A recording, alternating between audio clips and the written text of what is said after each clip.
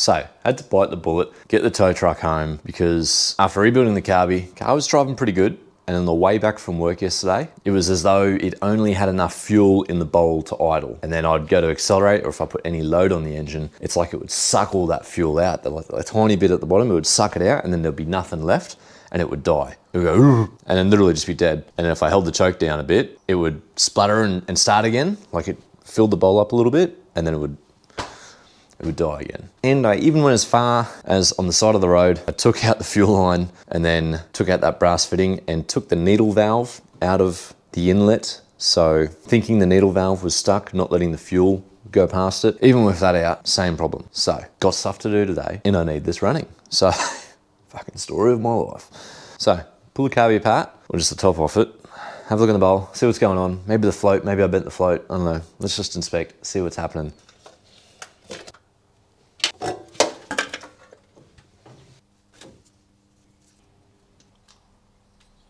All right, so straight off the rip, you can tell the gasket's absolutely soaked. Now that's obviously because I took the needle valve out, so this thing would have been flooding with fuel. And that was sort of my only roadside fix that I thought. All right, so Carby's off.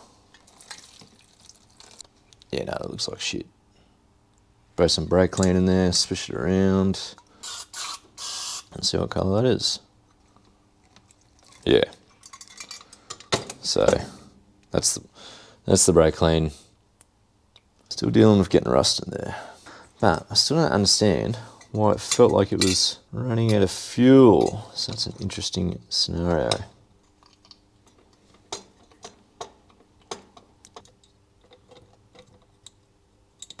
All right, so I managed to get this back in because I had a chiropractic appointment I had to rush to.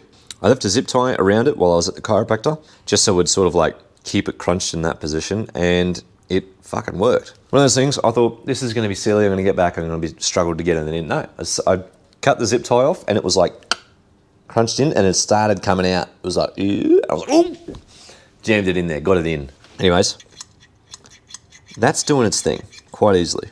This seems to be working, and the float, like that wasn't bent. Like I literally have just put it back in. When I've sat there, I can rev the car, like full throttle, and it runs. It goes through the rev range. There's no flat spots, no nothing. Soon as there's load, doesn't like it. I'm starting to think the pickup on the fuel tank, totally clogged, and obviously under a bit of load, it sucked, but it's like, I don't know. Anyways, take the fuel filter off, see if there's much shit in there. I'll probably just blow the line back into the tank to unsettle any shit. I might have to take the tank back out and take it to work and do the full, you know, put that black stuff in there and get it all settled and whatnot. Whereas I only didn't do that last time because I wasn't working at my current job yet, so I didn't have anywhere to do fuel tank stuff. I can't do that in this little garage. I can't flush out a fuel tank because technically I've got nowhere to flush it out to, except the gutter in the street, which is very bad. I'll get this back together, get it back on, put some air back through the lines, try and clear everything out, have a look at the filter, and then go to Maccas for a test run, as is tradition. Speaking of Maccas for a test run, she heard me say it, but this guy's been eating too much bloody Maccas, and by that I mean like twice in a month. Anyways, I'm talking shit. Let's get on with it. Right, so this came out of the filter. Ugh, that's literally just out of the filter. Delicious mud, and this is pretty new. So obviously I'm sucking up a whole heap of shit. Now, that's getting by the filter because it's very fine stuff. And I could take the tank out, or I just buy a whole new fuel tank and put it in. Because as you've seen with my other videos, like I've got zero time, and today is my day off work. I take a day off work every fortnight just to make content and catch up on things. So time is money. New fuel tank saves me spending literally hours cleaning the old one. So I'm probably gonna buy that in about 10 minutes. I'll jump online. Actually, it probably costs a lot for shipping, won't it? So I'll have to go pick it up. I might go pick that up this weekend. Anyways, we'll see if I can get a new filter. I might have to go down to Repco and grab one. So I've used compressed air, I've blown back through the lines. There might be something stuck in the pickup tube, which is contributing this. So I've blown it back through, get it sorted for now, and get that new fuel tank in, because until then, I'm just gonna be sucking up all this super fine rust. And I'm gonna keep having this issue. And once I get to putting that in, I don't want that sucking in any rust. So I need to have it sorted before the cleaver goes in. By the way, still, I've got to call up Ice Ignition and get that sorted. Anyways, on with connecting everything, getting it back together, and then a Maccas test run. Righto, Carby's back on, filled her up with fuel, we're good to go. It runs normal. Now, like I said,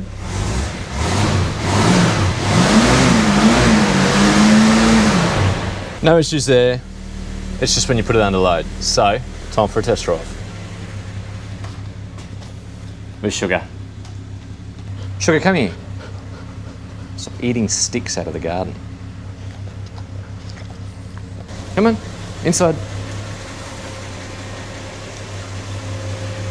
Yes, unfortunately they won't be coming with me on this run because I want to take it beyond Maccas. I want to take it on a stretch of road, and I don't have the seatbelt harnesses for these guys just yet. I'm going to have to get them. I'm okay with driving to Maccas because it's literally almost at the end of my street, and I don't go above 25, 30 kilometres an hour. But I want to take it on a stretch of road. Got to think of the safety of those guys. So let's shut the bonnet and see if my theory is right about just shit blocking up every part of the fuel system. Issue solved. Obviously it was definitely the fuel filter. You saw what came out of the fuel filter. It was absolutely cloggerinoed. So anything under load, it just couldn't deal with flowing that amount of fuel, which explains why when I took the needle out, that stops the flow of fuel into the bowl. It didn't affect it. Doesn't matter if you take out the needle seat, that stops the fuel flow into the bowl if there's just fucking no fuel coming in straight off the rip anyways. Can I just get a soft serve with a flake, please? So, we'll grab a soft serve, go down the straight, that takes me to about 80 kilometres an hour, see how it goes. It explains why I also started feeling it once I hit 100 kilometres. It felt like it couldn't go faster than 100 kilometres. So, all this leads to just the supply from the tank just being absolutely cooked, which would be solved with a 351 Clevo and electronic fuel pump. Ooh, or just a new fuel tank. Now, the McDonald's at Yanship here in North Perth does wild soft serves. 100% of the time, I get a ripper soft serve from these guys. Every time. Oh, by the way, the sound deadening worked wonders. I know it doesn't seem like it because I'm shouting. I've got the windows down, I've got some airflow going. It's a beautiful day. And I don't hear all the little rocks. I used to always hear like sand and rocks get flicked up. Don't really hear it that much now. But I mean, we're going 80 kilometres an hour. I'm not getting thrown back into my seat. I'm just exaggerating. I'm exaggerating. But accelerates beautifully. Problem solved, I reckon. Well, not problem solved because the core issue still remains, which is the fuel tank is absolutely filled with fucking rust. And it's always the simplest issues. If it's an electrical fault, 90% of the time it's an earthing situation. And in this case, it was the simplest, which is just, it was just flow. Here I was thinking like, but I'm idling, so maybe the bowl is, and this is getting stuck, or the needle valve isn't seating or something. No, it was just the flow, just a blocked filter.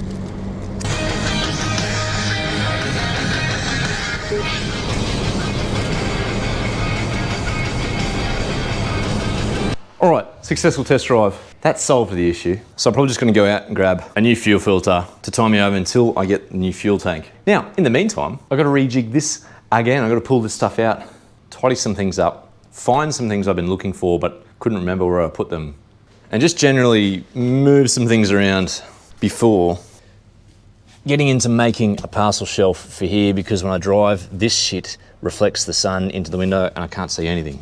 And then making the backboard for the boot install, doing some things like that, because hopefully a new car is rocking up today, a new project. So I'll pump this out, hopefully before the new project gets here, which hopefully is today, and then get these door seals pumped out and then do the rear parcel shelf situation. That's the plan anyways. See how we go. Now you're probably thinking, is this XA just a fucking prop? It hasn't done anything in about a year. Well, yeah, it kind of is. But I've got to wait until I get the engine running to take the engine out of it to then put it on a rotisserie and actually start working on it. So need to get this ignition sorted out so I can get it running. How you going? Deliver another car to you? Probably did. Ford Focus? Yeah, little blue Focus. Yeah. Was this yours originally? No. Just because fucking... the original number plates were... I'll get fucked. Yeah. I thought, maybe I'm buying it back or something, yeah. Oh, fuck, it's meant to be then. So another Matt owned it before. Oh, that's wild.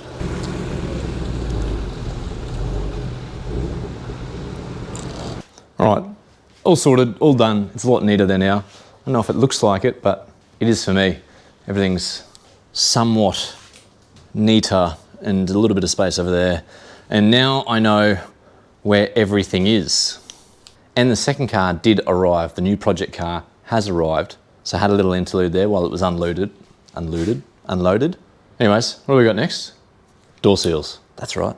I just had to duck to the shops to grab some white monsters. So I've got one in the freezer getting super crispy for me. Now I'm pretty sure I said I would do the door seals after that, but I'm gonna do the Baily channels instead. So let's get into it. Oh, far out. I thought that was this garage door closing. Accidentally opened that one. Scared the shit out of me. Anyways, you might be saying, what's a Baily channel?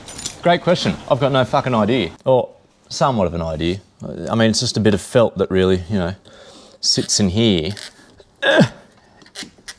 It's that soft felt that the window goes up. A channel, if you will. I don't know why it's called Baily channel. Is that the name of the material? Should just call it felt channel. Anyways, this is pretty much, oh, hello Sugar. You coming up? Sugar hears me talking, thinks I'm talking to someone other than you guys. Anyways, as I was saying, now that Sugar's here, I'm just, oh, there's dust coming out of that. Ugh, in my eyes. All I'm gonna do is I'm just gonna measure this and cut the new one to suit. Oh, the Baily channel runs all the way down. Obviously the window has to go on the door. So I'll take the door card off. You coming in? All right, so pull the door card off. Door card's never been off in its life because it was sealed like in between there and there. It was like, it's just like never moved. So it was there for a while. And this still had the factory sort of duct tape on across the membrane, which just peeled straight off. The duct tape pretty much fell off. So definitely never been off. No one's been in this door before. I suppose it's a bonus, but I've got to pull this Baily channel out. Looks like I've got to replace the door seal as well, but I haven't got the door seal for this door. I've only got the door seals for the front, which, I mean, obviously it needs because it's non-existent.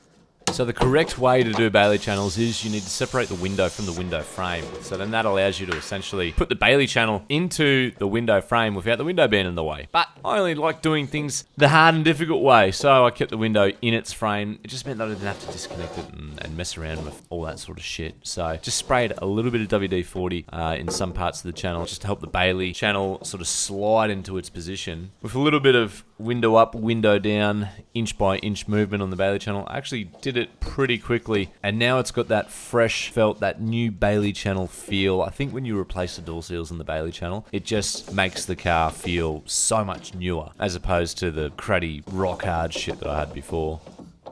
Right, so this section here is actually quite a shallow channel. So this Baily channel is almost too big for it. You can see a huge amount sort of sticking out here, and I've got that sticking out on the inside, so this outside piece is less prominent. You'll see what I mean. So yeah, now I've only got a bit of the channel sort of sticking out. I'll probably cut that a little bit too much up there, but don't worry about that. And the majority is sticking out on the inside, which I don't really care about that. Look, even the grip for the seal is sticking out there, but I don't really care about if it's sticking out on the inside. Everywhere else it's pretty much perfect. Running along the top, did pretty well there, but look at that. That was horrible. What was I thinking? Cut that way too wide. That's pretty good. Coming down, we're good to go. Anyway, for some reason when I was at Rare-Space, I only bought one Baily channel. So I need 3 more. And I've done the Baily channel on the rear. You may be thinking, why did you do the Baily channel on the rear door? You never use it. You're winding your front window up and down more. Never done a Baily channel on one of these cars before. That was a test piece. And thankfully I did a test piece because obviously you saw that 45-degree cut that I did. It looked like shit. So next we need to obviously get new door seals for the rear. I only have these outers for the front doors. So let's try a hand at those. Door belt sits on the outside here. There's 2 door belts, inner, outer obs. You've seen when you wind up a window, it passes through that felt section. This doesn't exist, so I'm just getting massive gap here Window moves in and out. You just get air coming through, water. Ugh, no good. Anyways, here's a freshie. Oof. Fresh felt, nice and soft. Just stops all the rattling whenever I go over a bump. Every window needs new, or every door needs new door belts, seals. So every window is whenever I go over a bump. So we'll do them one at a time. First one, driver's door. Pretty sure you just got to pry them out with a screwdriver. So let's see how that goes.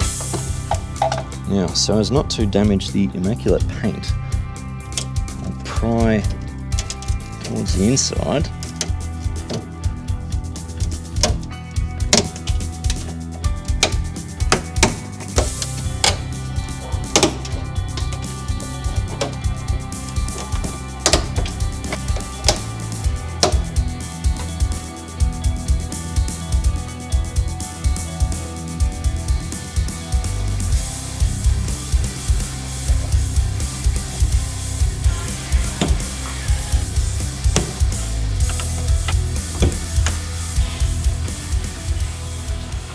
Alrighty, so outer door seal's in. As you can see, little bits where it's like, doesn't, I don't know if you can see it, but it doesn't perfectly hit the window, like it's not rubbing up against the window.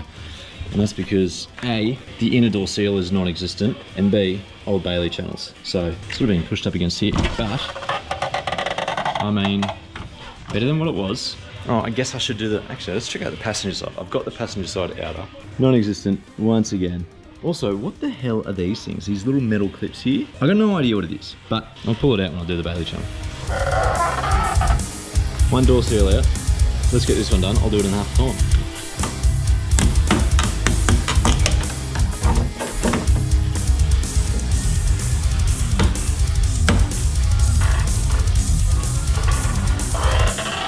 All right, door seal's done. Well, 25% of the door seals are done, essentially. And 25% of the Baily channels. So that's progress. Another thing that I've reminded myself, I need to go and order. Now, in my bag of rare spares bits, we've still got the boot seal sitting here, which still haven't finished the boot. So, won't put the boot seal in just yet. Other than that, all the interior pieces I'm still yet to clean and paint. Now this is the driver's armrest door handle situation. So I'm going to scan this and 3D print it and see how it comes out. Alright, next on the list is to finish this boot situation. So, to finish the boot situation, I need to finish cutting these. Obviously you can see it's a bit too high and that at those ends there. So I've got to chamfer it down or cut it down and then bring it straight across. Also the TV did arrive, so I've got to see how the TV is going to actuate around. Actually, let's do that first, because then I can buy materials throughout the week. But yeah, in the meantime, I'm gonna cut these down and then figure out how these are gonna go in. LED TV, super light. It literally weighs like, it feels like a piece of cardboard. Like, I can't emphasize how much this weighs. I think it weighs like maybe a kilo. Like I would be very surprised if it weighed more than a kilo. But super light TV, LED, runs off 12 volt, exactly what we need. Now it's gonna obviously live there, and I need it to not only pivot down, because when it pivots down like that, from where I'm standing, from where the normal person is standing, I can't see here, because the boot is in the way, right? So it needs to be like that, but that might be too far down. Might hit on there. Here's what I'm thinking. Mounts here, and then maybe swings around like that, but at least comes to here or something like that. Anyways, how that will be achieved. So this is a round bar right here. Now, you gotta understand that from where you stand, when the boot is open, you can't see what's going on here. So, obviously we've got the boot latch. We can have, oh yeah, big opening, big bloody gaps there. So, round bar through here. And then I'm gonna have some square tube that'll run up, then along here, and then connect to the back of the TV. Obviously we have the mounting points, meow and meow. So we'll have two square tubes running from the round bar here, which will have, you know, be situated so the round bar can just move in and out. I'll just 3D print a bush either side of it. It doesn't, you know, it's not hectic shit. Two square bars running up and then down the boot. Obviously they come here and attached to the TV here, and they'll also be attached at this point so they don't flex outwards and try and rip the TV apart. It's kind of hard to show off my hand, so I'll see if I can mock something up.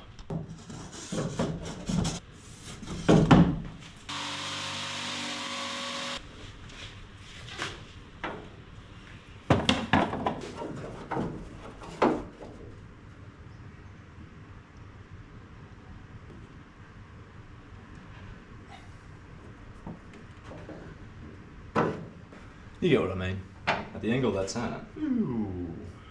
Flat right there. I'm actually going to keep these and actually use these to reference. Anyways, on with the real shit. Right after this. Oh, that sounds good. Anyways, if you're wondering why I'm doing some sort of custom boot situation in an Australian classic car, it's because I just want a clean looking boot. I want to be able to pop the boot and it just sort of looks nice, flat walls, bit of suede. And if I go to a car meet, I just want to be able to open the boot and play Halo 2. You know, mixing car meets with a little bit of deathmatch, it's the fucking dream. Righto, so these now fit pretty much bang on, match the side of the boot, well, pretty much bang on. So what I'm going to do to cover this section here is I'm going to use the Perspex, not for any show aspect. I'm not going to have it like lights and shit behind it here. I'm going to still wrap it in the same suede sort of situation, but just because the Perspex is flexible, it can... What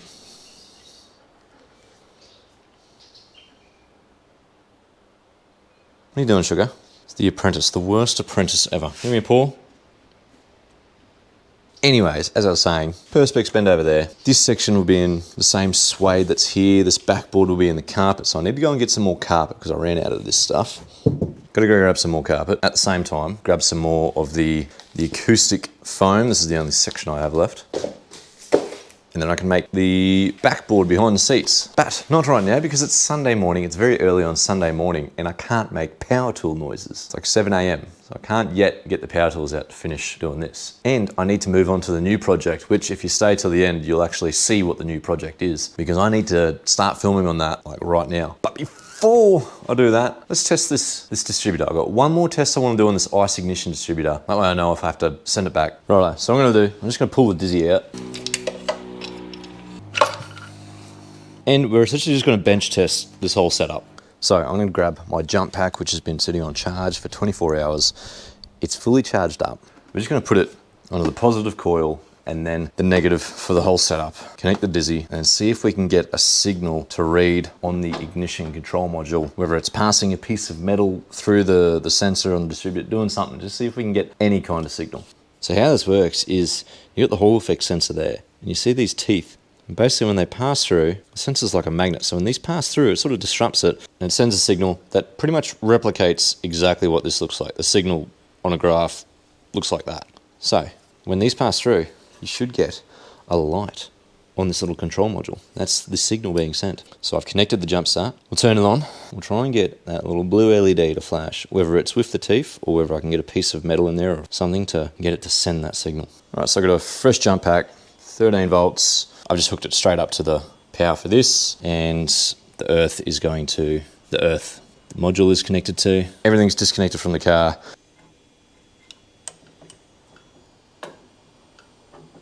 Still not getting that signal through. And I've measured at the pin, this is getting 12 volts on the other side of this. So this is getting the 12 volts. So I could probably measure it at 12.2 going into the module. Yeah, I'm not sure what else to test. I've put like my own piece of metal in there as well, like moved it around and didn't really do anything.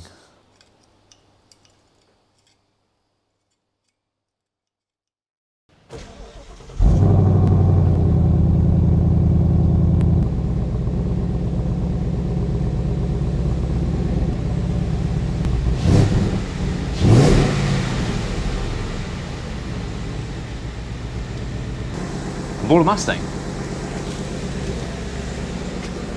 Yes, here it is. Next video begins the rebuild of the 2016 Mustang. And you might be like, man, there's so much you need to do to the XC Falcon. Why have you bought another car? Well, producing these videos every week, I'm getting bored with what I'm doing to the XC. I'm not gonna lie. Like a video of just reboot, to me, it's not that exciting. I like doing exciting shit. I need to keep going. It's the autism or the ADHD, one of the two, or both of them combined. Speaking of autism, anyways, I don't know how this ice system will take to sort out. Then I've got to pull the V8 out of that, get another couple of things. So it might be a couple of weeks before I even begin the V8 conversion for the XC. And I've always wanted a Mustang. I don't know why, I've just always wanted one. But I've never wanted to actually like go into debt and finance one or whatever. So what better way to own a Mustang than to buy a salvaged Mustang and build it myself? Also, before I go, look at that. The previous rego, Matt Stang. So someone named Matt used to own this car, had number plates Matt Stang. I think that's pretty, look, it's meant to be. I'm not gonna go into the damage now. That'll be in the next episode. So, from Waffle, myself, and Sugar, thanks for watching, and I'll see you next time when we do the Mustang rebuild.